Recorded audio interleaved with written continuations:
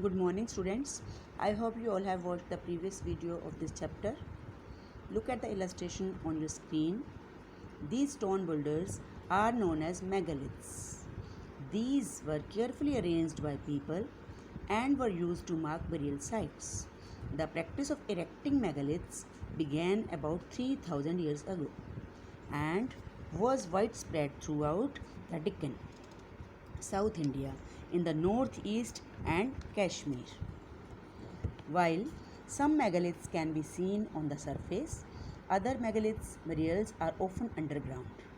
Sometimes archaeologists find a circle of stone boulders or a single large stone standing on the ground. These are the only indications that these are burial beneath. All these burials have some common features.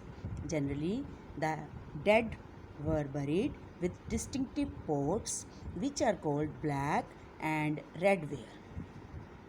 Also found are tools and weapons of iron and sometimes skeletons of horses, horse equipment and ornaments of stone and goat. Archaeologists think that objects found with the skeleton probably belong to the dead person. Sometimes more objects are found in one grave than in another. For example, one skeleton was buried with 33 gold beads, 2 stone beads, 4 copper bangles, and 1 conch shell.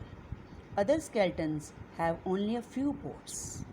These finds suggest that there was some difference in status amongst the people who were buried. Some were rich, others poor, some chiefs, others followers, right? Sometimes megaliths contain more than one skeleton. These indicate that people perhaps belonging to the same family were buried in the same place though not at the same time.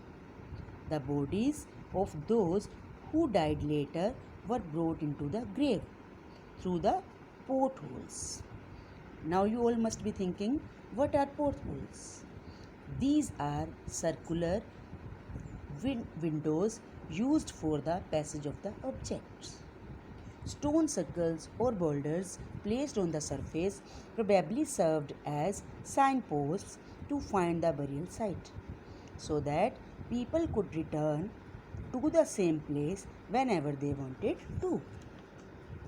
Let us talk about Inamgaon. It is a site on the river God, a tributary of the Bhima. It was occupied between 3600 and 2700 years ago.